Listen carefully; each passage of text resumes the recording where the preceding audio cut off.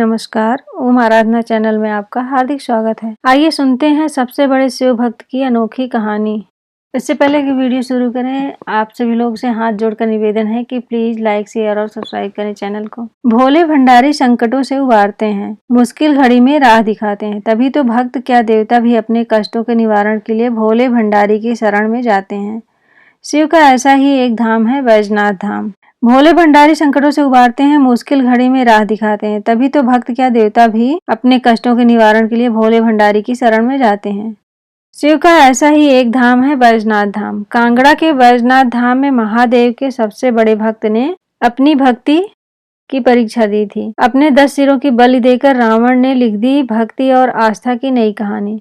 लेकिन रावण से एक भूल हो गई। हिमाचल की खूबसूरत और हरी भरी वादियों में धौलाधार पर्वत श्रृंखलाओं के बीच बसा प्राचीन शिव मंदिर महादेव के सबसे बड़े भक्ति की कहानी सुनाता है। सबसे बड़े भक्त की भक्ति की कहानी सुनाता है। यहीं पर स्थापित है वो शिवलिंग जो देखने में तो किसी भी आम शिवलिंग की तरह है, लेकिन इसका स्पर्श भक्तों को अनूठा एहसास देता है। इस शिवलिंग की आराधना भक्तों में असीम शक्ति भर देती है, क्योंकि ये रावण का वो शिवलिंग है जिसकी वो पूजा करता था। किंवदंतियों की माने तो रावण इसी शिवलिंग को अपने साथ लंका ले जाना चाहता था। हिमाचल के कांगड़ा से 54 किलोमीटर, धर्मशाला से 56 किलोमीटर की दूरी पर बिनवा नदी के किनारे बसा है। बैजनाथ धाम जो अपने चारों ओर मौजूद प्राकृतिक सुंदरता की वजह से एक विशिष्ट स्थान है। कहते हैं 12वीं शताब्दी में मन्युक और आहुक नाम के 2 व्यापारियों ने इस मंदिर का निर्माण करवाया था। उसके बाद राजा संसार चंद ने इस मंदिर का जीर्णोद्धार करवाया। पौराणिक मान्यता के अनुसार त्रेता युग में रावण ने शिवजी की तपस्या की थी। कठोर तप के बाद भी जब महादेव प्रसन्न नहीं हुए तो अंत में रावण ने एक एक कर अपने सिर काटकर हवन कुंड में आहुति देकर भगवान शिव को अर्पित करना शुरू कर दिया।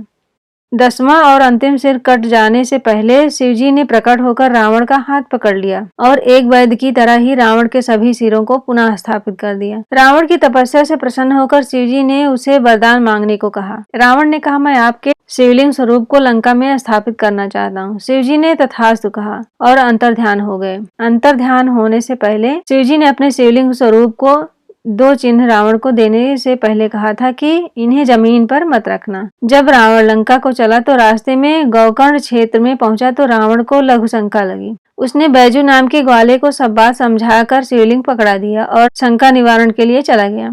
शिवजी की माया के कारण बैजू उन शिवलिंग के वजन को ज्यादा देर तक सह न सका और उन्हें धरती पर रखकर अपने पशु चराने लगा। इस तरह दोनों शिवलिंग वहीं स्थापित हो गए। जिस मंजूषा में रावण के दोनों शिवलिंग रखे थे, उस मंजूषा के सामने जो शिवलिंग था वह चंद्रभाल के नाम से प्रसिद्ध हुआ और जो पीठ की ओर था वह बैजनाथ धाम से जाना गया। रावण की इस तप स्थली में शिव के प्रति उसकी भक्ति के सम्मान स्वरूप आज भी दशहरा के महापर्व पर रावण दहन की प्रथा नहीं है, बल्कि यहाँ भगवान के साथ उनका परम भक्त पूजा जाता है।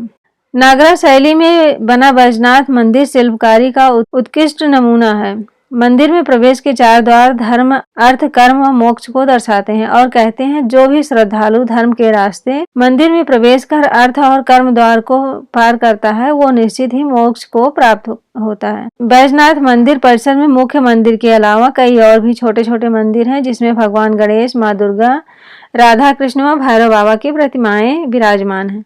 कहते हैं कि बैजनाथ धाम में भगवान शिव की पूजा तब तक पूरी नहीं होती जब तक भक्त राधा कृष्ण मंदिर में अपना शीश न झुका ले। माघ कृष्ण चतुर्दशी को यहाँ विशाल मेला लगता है, जिसे तारा रात्रि के नाम से जाना जाता है। इसके अलावा महाशिवरात्रि और सावन के महीने में शिव भक्तों की भारी भीड़ उमड़ती है। देश के कोने कोने से शिव भक्तों के साथ विदेशी पर्यटक भी यहाँ आते हैं और मंदिर की सुंदरता को देखकर भाव विभोर हो जाते हैं। ओम नमः शिवाय। अगर आप इस चैनल पर नए हैं तो प्लीज लाइक, शेयर और सब्सक्राइब करें, जिससे आने वाले वीडियो आपको मिल जाए। धन्यवाद।